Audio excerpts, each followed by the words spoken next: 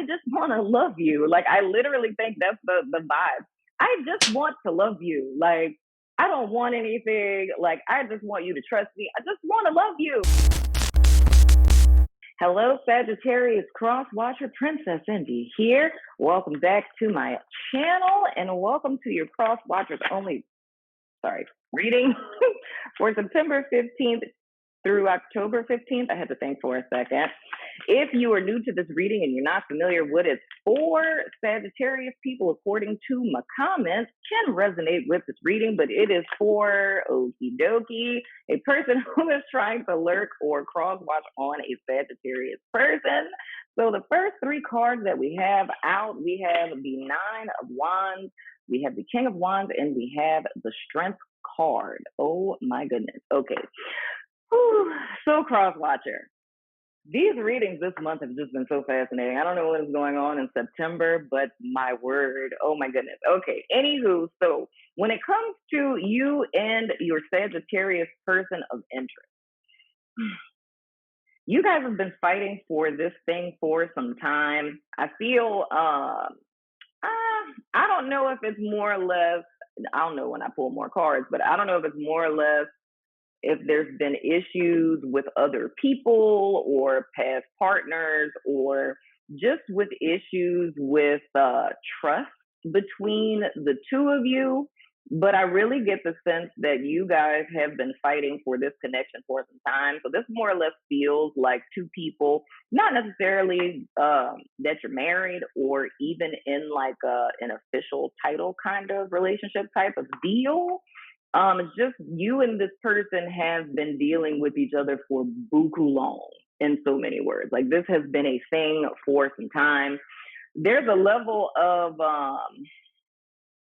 a desire here, more or less, for this person to open up to you emotionally.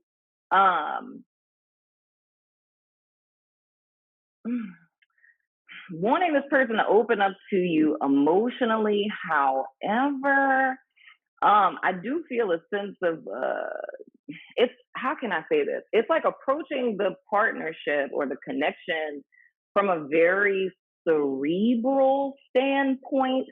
So it's using a lot of practicality, logic, 1 + 1 = 2, you know what I'm saying, kind of energy. And I feel it feels very incongruent to me, but how can I say this? The source of the lack of emotional vulnerability, if you will, is because the partnership is being approached from a very cerebral, like, mindset. You know what I'm saying? Which is interesting. I mean, there's some people who are just cerebral people that approach love like that, but whatever the case, that's more or less why there's this level of holding back. But there's one person who's wanting a deep emotional connection. And if I were to go with my first mind, and we have Leo energy here, if I were to go with my first mind, it more or less seems, but I can see this two different ways. So, I mean, it's buku Sagittarius people that are watching this. So I'm just going to say it both ways. It's more or less like, for some people, it's a female that is like emotionally unavailable and not really wanting to open up, right? And I'll say it that way. So it doesn't necessarily have to be Crosswatcher or Sagittarius. I can literally break this down as male or female. For some people, okay, if this is a Leo dude, this is getting interesting. If this is a Leo dude that's interested in a Sagittarius female, right? I get the sense with this that she is not really wanting to open up. It either is because of things that happened between the two of you in the past, where it's a lack of trust in the partnership, or she's just a cerebral person that I'm sensing.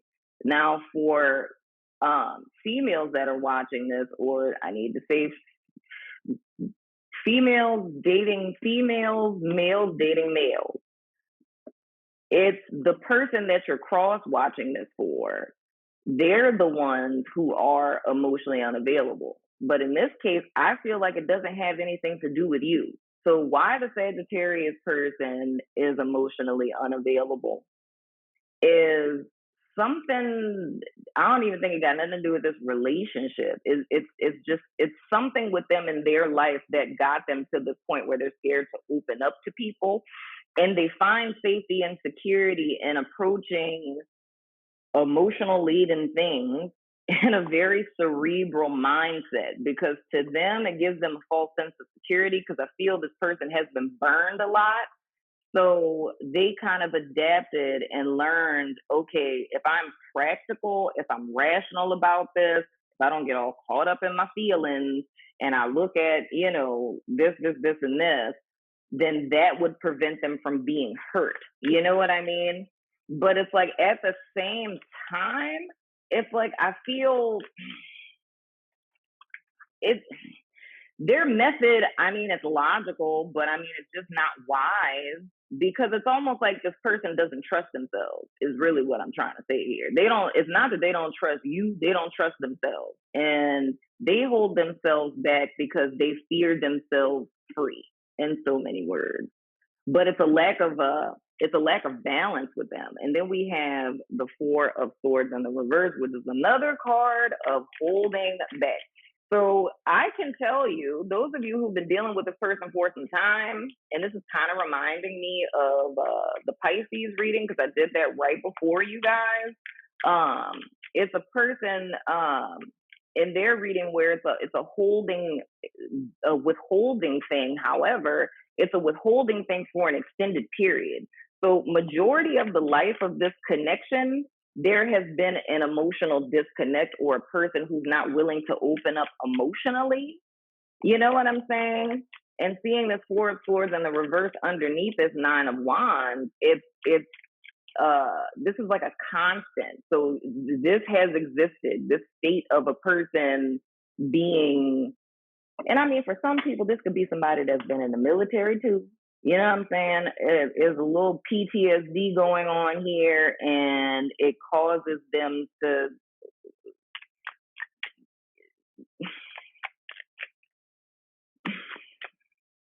just be very hyper vigilant on some stuff.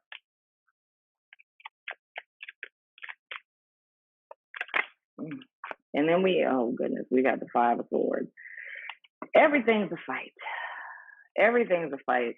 It's always a power struggle. And with the female energy, going back to the little dyad I spoke about in the beginning, with the female person, the cerebral female energy that I was picking up on, it's always a power struggle. And I feel in this case, it's like the other person is kind of in this submitted position to this person, because it's just very cold. It's like Ice Queen kind of energy. You know what I'm saying? It's like it's like a person who would always want to win a fight. Like they always want to have the last word, and they always want to win the fight. And it's almost like this person would verbally assassinate you. You know what I'm saying? And I don't even know why, y'all. I'm filming on my computer so I can actually show y'all the cards. And I'm so used to my stupid lens that gets on my nerves that I've gotten so used to not showing cards because you don't see them. So that's that. And the last card that we have that came out just now is the Sun in the reverse. Whew. So this is strong Leo energy because we have the Sun and we have the Strength card. So CrossWatchers, I don't know if you guys are Leos or if this person may have Leo in their chart. But with this card, dude, it's speaking directly to a lack thereof of vulnerability. It's like this is a person who is, they're shut down on some stuff. Like this person does not know how to be vulnerable. This person does not know what intimacy is. And I don't feel that has anything to do with you. You know what I'm saying? Because I feel like this is something with this person, and those of you who have been with me for some time, y'all already know where I be going with it. If this is 3 cards, okay. I'm just going to take all these daddies. Those of you who have been with me for some time, and I'm going to pair that with the bottom of the deck. Y'all know I always talk about childhood issues, and I know people be feeling some type of way about that, but It's true. And my ethos and my therapeutic approach. But this is more or less it's and I'm thinking of Brene Brown too, because she has a really great book on that. When we talk about a lack of vulnerability, the mindset behind that is not believing that other people have your best interest at heart, right? Now, mind you, I say other people. It's not this particular person. That's why I say this is the issue that far surpasses this partnership. This is this person's life experience that got them to this place where they don't feel other people have their best interest at heart. If you believe that other people do not have your best interest at heart, what you gonna do? You're gonna make sure that you keep your best interest at heart. So you're gonna keep the cards close to your chest. You ain't about to trust nobody. I ain't opening up. I ain't telling you nothing. I'm not about to put myself in a position to where I can get screwed over. You know what I'm saying? So it's more or less, it's a whole lot of projection going on with that because it's just really not healthy and it's self-sabotatory and it destroys relationships. I'm just being honest, y'all. I do marriage therapy in real life. Then we have the Ace of Swords. We have the Six of Cups in the reverse. There we go. And then we have the Two of Wands. So here's the thing.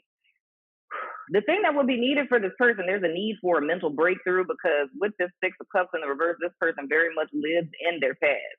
And that's what I was saying with the Five of Swords. It's almost as if they were wounded, hurt, harmed, maimed somewhere in their past, and they're still fighting. Every single person that comes in their life, they're fighting this, like new people, as if it's the person from their past.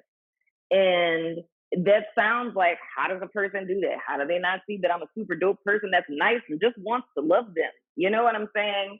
But that's the intricacies of the human psyche. You know, majority of all of humanity is living a projection of their past and they're not even aware of it. You know what I'm saying? It's like when they look at you, they're seeing their wounds, you know, from once upon a time when they trust and believed and had hope in the future. They're seeing that pain from the past, but they're not consciously aware of this because it's a subconscious projection. So the thing that's needed is a mental breakthrough because in a sense, it's like this person is a prisoner to their past, in all honesty. And I think that's the whole reason why my cross-watcher person is more or less like, I just want to love you. Like, I literally think that's the vibe. I just want to love you. Like, I don't want anything. Like, I just want you to trust me. I just want to love you and tell you that you're great and that you're awesome. You know what I'm saying? And it's because of what this person has been through that they can't see that. But it's not your fault. You know what I'm saying? And it's like when it comes to this Two of Wands, dude, it's like it's wanting to be on the same page and make plans for the future. But the whole reason why that hasn't happened is because this person fears vulnerability. They're holding themselves back. They're not acting in the truth of what they really feel, right? And it's like, it's this false perception that the show of power of like, oh, I don't need you. You know, I could just leave at any moment. I don't need nobody. It's the thought of approaching stuff that way, thinking that it keeps them in control, but they're not seeing that it's sabotaging their life. And then we have the Empress and the reverse, and we have the Six of Pentacles. Ooh, child. So here's the deal, man. There will always be a power dynamic in this connection, in this partnership, if this person does not tap into their feminine energy. And I say that like not like, you know, genitals, you know what I'm saying? But meaning that in like divine feminine energy, like receptivity, nurturing, you know, creativity, the whole right brain, you know what I'm saying? All that good stuff. Is more or less because there's a lack of this openness with this person, the fact that they've shut their heart space down. That's why there's a lack of reciprocity in the connection. And that's going to continue to exist, right? Until this person taps into that side of themselves. But it's like they've shut that down. It's like they're operating too much in Emperor energy. But anywho, we're going to look into how the person thinks and feels about you in the extended, just to try to get some more insight of what it is that's going on with them at present. So if you're about that life, follow me over to Vimeo, Patreon, my website, and YouTube members. I have to thank y'all. I got buku platforms and things of the sort. If you're about that life, and of course, you know, we have to do our good old dance party so you guys can get the discount code for the extended. If you are outside of the US, because I found out that there was like an issue, I think it's over. Is it over here? It's somewhere in this vicinity. I found out from my people who are outside of the US that the code wasn't working. So I created a code for people who are outside of the US, and it's LURK UK. You know what I'm saying? No offense to people who don't live in the UK. It's just a whole bunch of people from the UK asked me first. So, you know, no favoritism and whatnot or whatever. So that's all yours. You know, go over, get 50% off because I love your face and you're awesome, and enjoy my cool dance moves. You know what I'm saying? I don't know what that is. I was dabbing last time. I think that's pretty dope. Dab on them. Dab on them. I kind of like this too. Okay, I'm going to stop now. Go watch the extended. I love your face.